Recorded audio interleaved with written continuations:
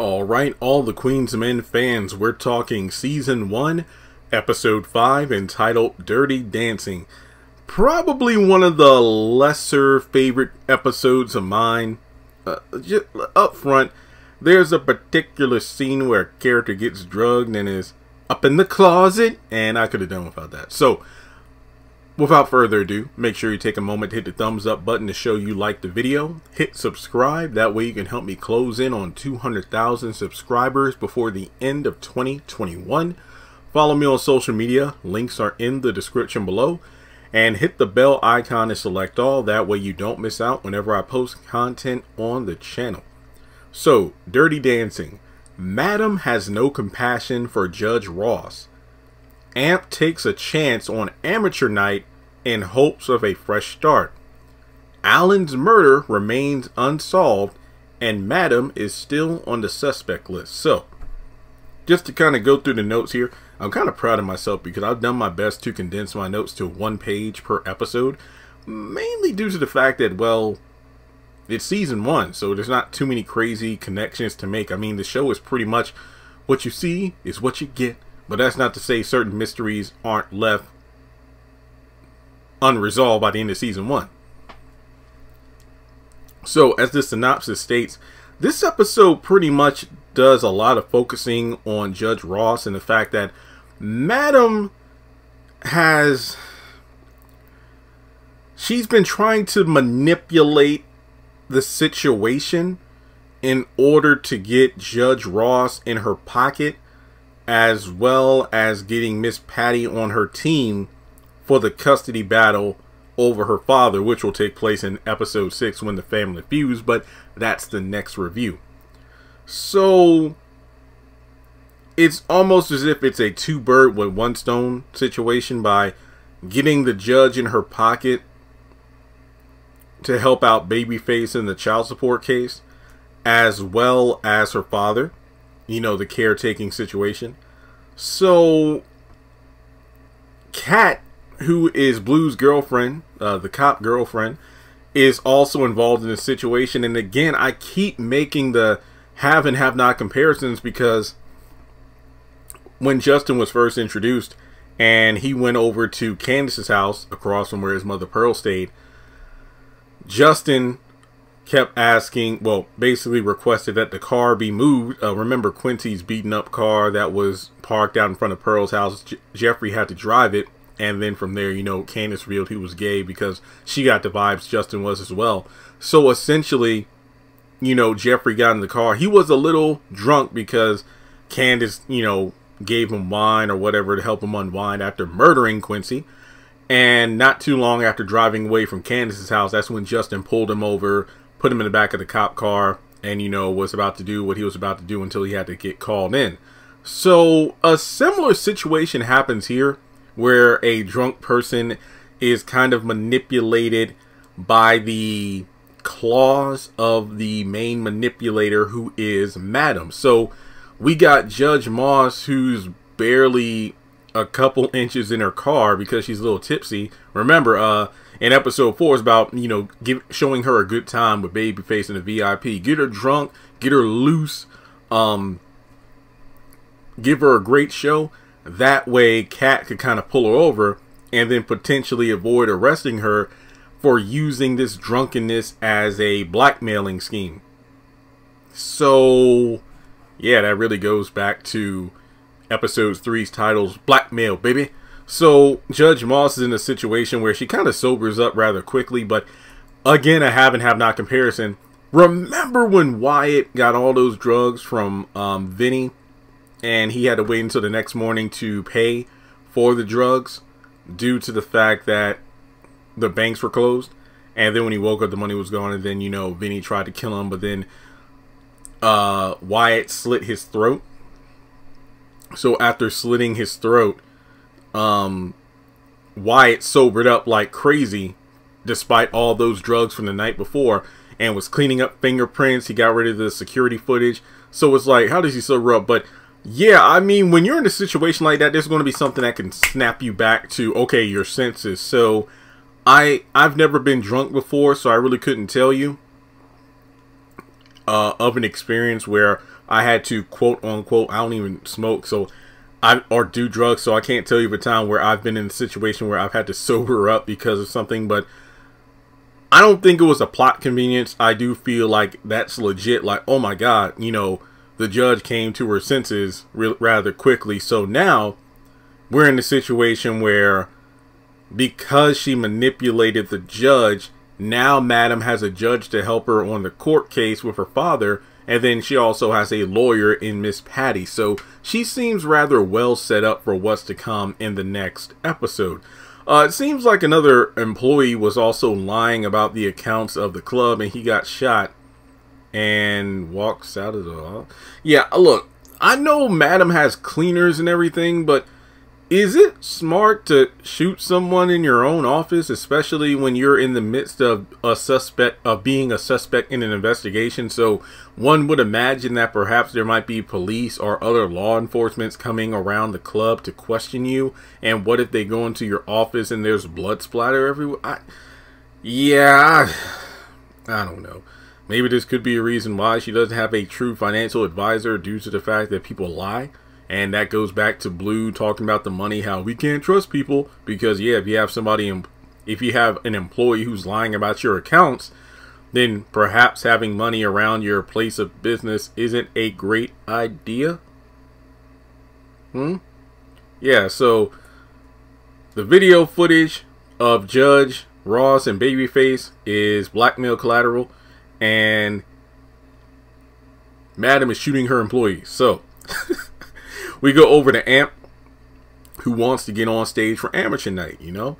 And Doc kind of takes a mentor role of, you know, how to perform properly, basically to help Amp make a good impression. Basically, if you impress the crowds and whatnot, you might be able to get on stage with the big dogs. So, Dime, you know, his little crush in the club, seems to like his performance, so you never know, it might work out pretty well. So Shamika, who I believe was introduced way back in episode 2, is, you know, apparently at an airport after quote-unquote being kicked out by her foster home. And Madam tells her to go back to the place they met up. I believe it was that restaurant that her and Blue had lunch at to, you know, get linked up for some more money. So Shamika, you know, I believe is portrayed as like a teenager. So, you know, Madam is trying to help her out, but I guess because she came up with the, you know, reasoning of, I gotta split town, I don't know what to do. Hang on, I'll give you some money. So as Amp is sleeping, Red is watching creepily, and this really, again, reminds me of Jeffrey watching Wyatt sleep in season 1 of the Haves and the Have-Nots. And if I remember correctly, weren't there times where Jeffrey would climb in bed with Wyatt? Oh God, seriously, I'm getting those Have and Have-Not / Tyler Perryism vibes, and I'm not really feeling it.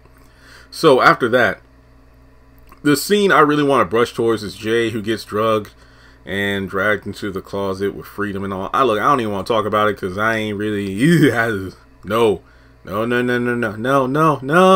wasn't ready. I ain't got much to say about that. It's just like in episode 1 where Tina was being abused and raped by her husband. I don't want to really focus on that. So I'm sorry if these reviews seem half-assed, but there are certain scenes I just don't feel comfortable watching nor talking about. So, you know, that's all I can really say on that.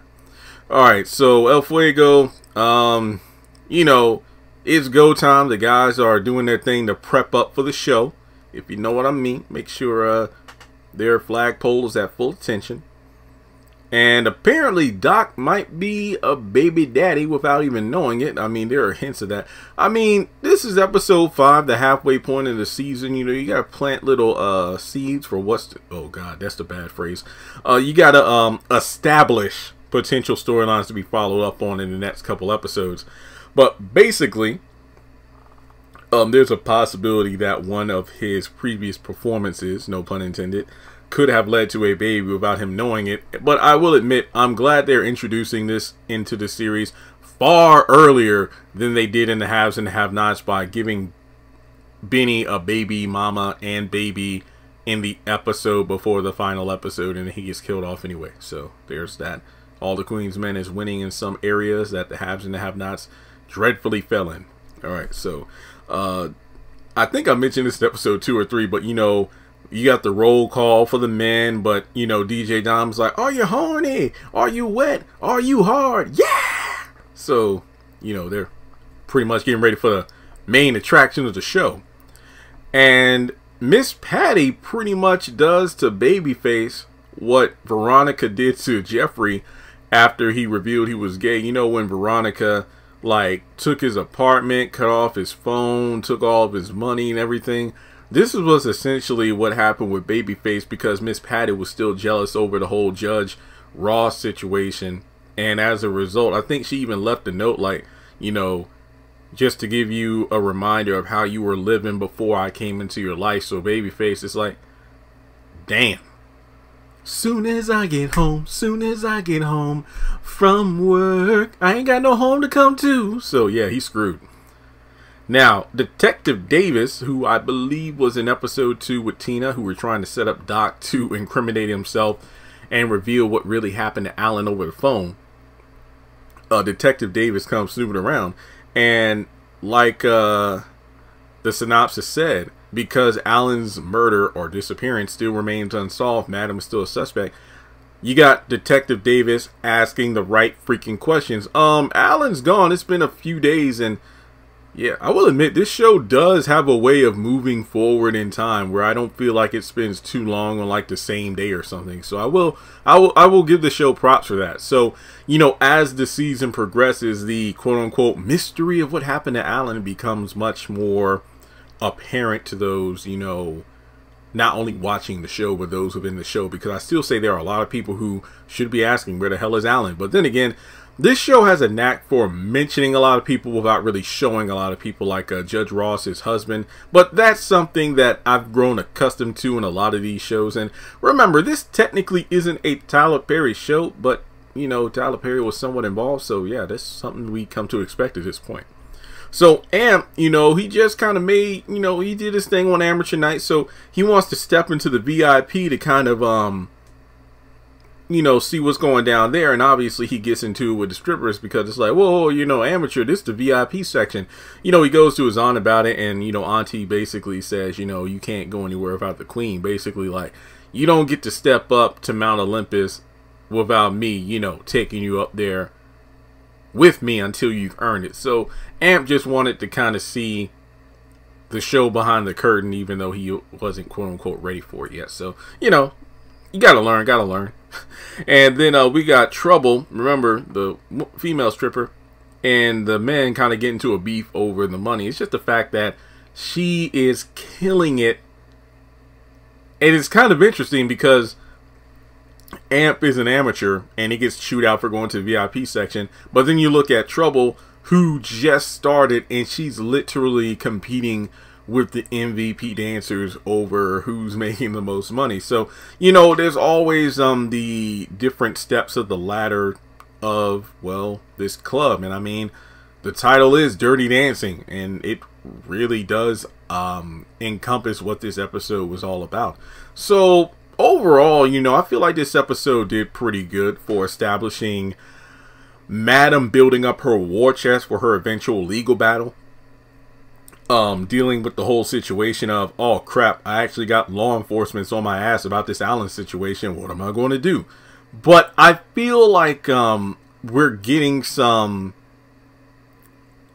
tension amongst the dancers, which makes sense. I mean, if you're a person who's been working at an establishment for years, not necessarily a strip club, I mean any kind of business, like, you know, especially in this day and age where, well, yeah, I mean, we're on a weird unemployment thing in America right now. So let's just go back maybe a few years before the pandemic, before all this stuff, you know, where you have a person who's been working at a job for like 10, 15, 20 years or whatever. But then, you know, somebody who's a fresh face to the office, maybe they got a college degree, they never worked at this, you know, company a day in their life, but they automatically get a job that you were hoping you would get promoted for, like management or something. Or they come in and after only 6 months to a year, they're making more money than you. So yeah, there might be some dissension in the ranks, but I would think that maybe Babyface would possibly be the stripper I would think who would be the most have the most animosity towards other strippers, especially newer ones, because